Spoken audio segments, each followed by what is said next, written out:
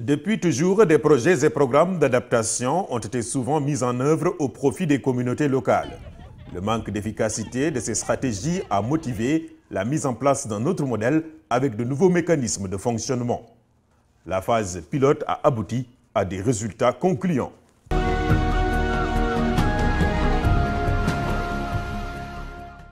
Chérif Malo peine toujours à accepter le sort qui lui est réservé depuis le dernier hivernage.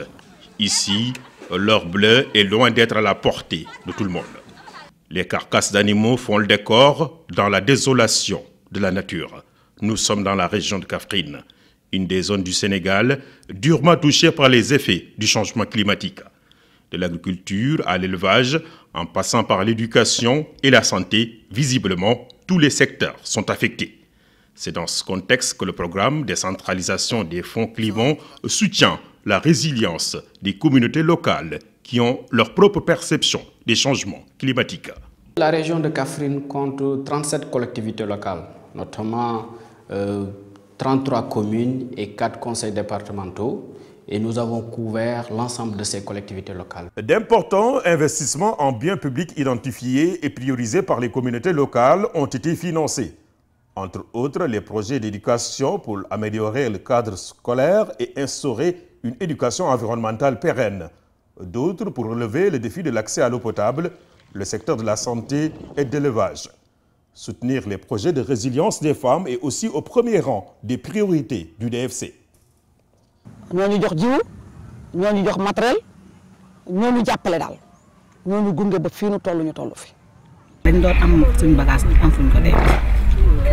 Léegi nag bu ñu amee magasin su ñu amee suñu bagage denc ko fi lu yàqu te doon am taw indoone wala safara léegi nag loolu yëpp tiitatuñu dara kon amal nañu njariñ.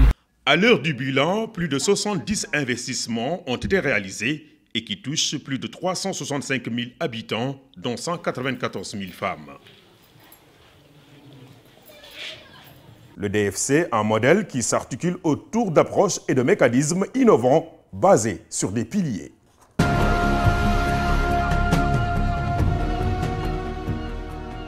Renforcement des capacités des collectivités territoriales, mais également des communautés, pour leur permettre, d'une part, de pouvoir faire une analyse participative, mais réelle de toute la question de la vulnérabilité au niveau local, mais également d'être en mesure, à partir de cette analyse de la vulnérabilité et des opportunités locales, de pouvoir concevoir des programmes, des projets d'investissement et de les soumettre aux différents guichets qui existent pour appuyer le financement du développement. Un important volet de renforcement de capacités a été mis en œuvre avec des outils spécifiques. La théorie des changements, c'est une activité qu'on a menée avec le DFC, mais c'était une découverte pour nous. Donc, c'est des connaissances que l'on peut, nous, services techniques, utiliser avec d'autres projets.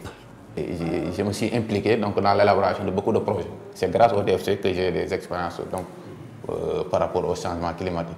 Keroog bañ defee suñu réglé bu njëkk andi na fukki junni ak juróom ñu def ko ñetti pàcc bii fay nañ ko conducteur bi jëndee nañ ko gasoil benn bi def nañ ko ci suñu kees pour machine bi ëllëg bu amee rëq-rëq duñ ci daw di jooytu ju kenn wala bu demee ba am fonte amul benn paan ñu jënd ci suñ machine soq mbaa machine dage ñun daal toujours ñu ngi ci machine bi ndax machine ba ñu ko jox ak tey ñu ngi ñu saytu indil nañu ku ñu ko teg nañu ci yoon wu nu ñuy réglé teg nañ ñu ci yoon wu nu ñuy dajalee xaalis war nañ ñu daal nu ñu koy doxalee.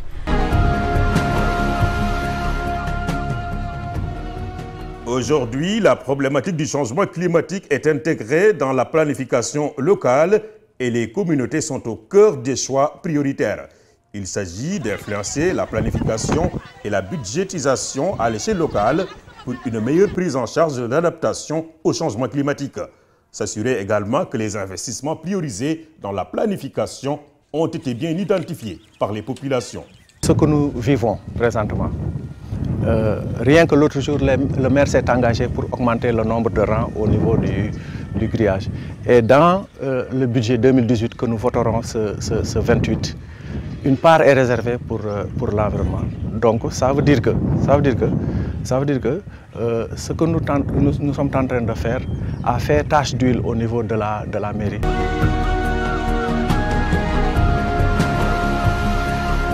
Dans la mise en œuvre, le DFC a mis en place un dispositif de gouvernance multi-acteurs pour renforcer la transparence et la redevabilité. Toutes les actions sont menées de concert avec les populations locales, les structures techniques de l'État et les collectivités territoriales. Ce projet a permis donc la création d'un comité départemental d'adaptation qui est donc présidé par le préfet. Et également, dans lequel comité également, nous avons créé un comité technique restreint qui s'est chargé donc, de tout ce qu'il y a comme sélection des dossiers de projet, validation, etc. Je crois que c'est un lien très solide de collaboration et qui permet également de savoir que l'IED Afrique a très bien compris donc l'ancrage qu'il fallait avoir au niveau de l'administration pour pouvoir donc avoir une bonne pénétration du département et d'avoir également donc une adhésion massive de toutes les couches de la population. Au niveau opérationnel, on a voulu déjà impliquer l'ARD en tant qu'agence d'exécution, mais également en tant que bras technique des collectivités territoriales pour les accompagner dans la mise en œuvre du projet. Et comme je l'ai dit, surtout dérouler la dimension apprentissage. Parce que le projet, l'investissement en tant que tel n'est pas une fin en soi. En fait, c'est juste une approche.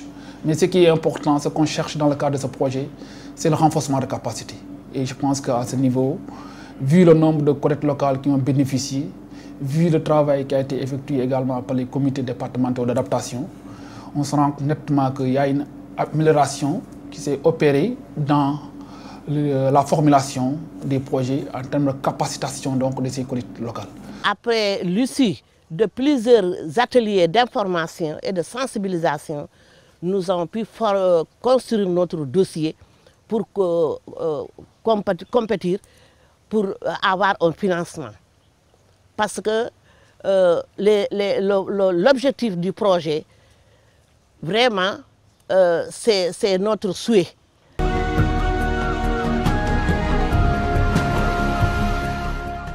Pour financer les initiatives identifiées dans la planification, le DFC s'est appuyé sur le dispositif du Programme national de développement local, PNDL, pour garantir la soutenabilité et l'institutionnalisation du modèle.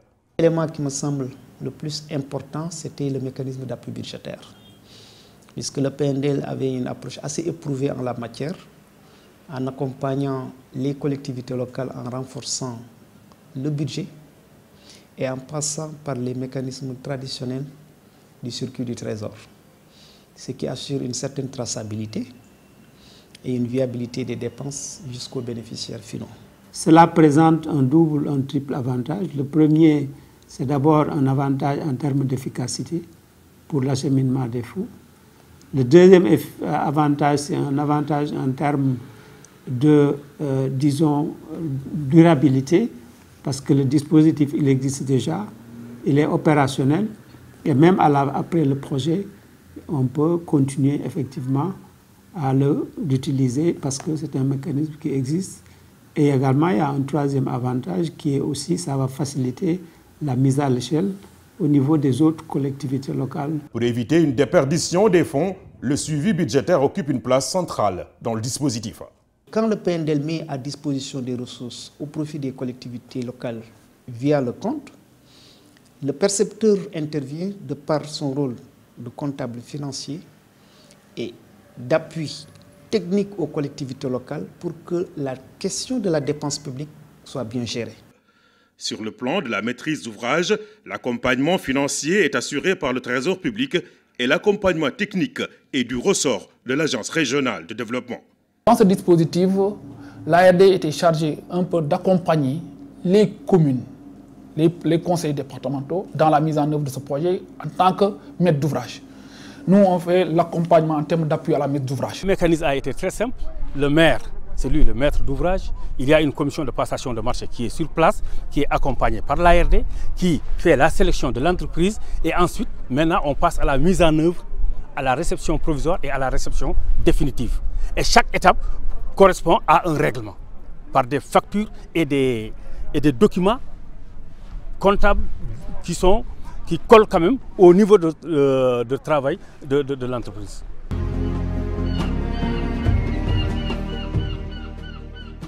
En termes de gestion des connaissances, un système suivi-évaluation avec des indicateurs clés a été mis en place. Cela pour une amélioration continue du modèle et le partage de ses acquis. Ils ont élaboré leur propre théorie de changement.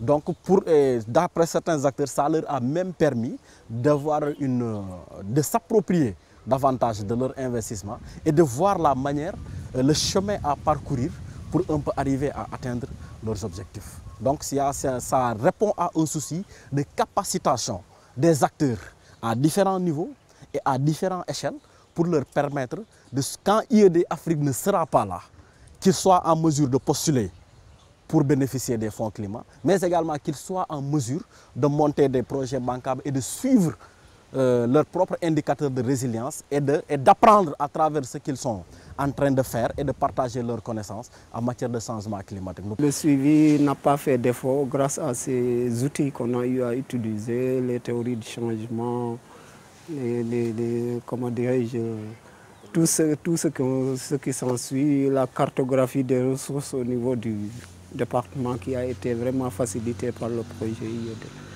Le partenariat avec les médias et les services de la météorologie a permis aux paysans d'intégrer l'information climatique dans leurs pratiques culturelles. Les champs tests ont prouvé l'efficacité de ce système.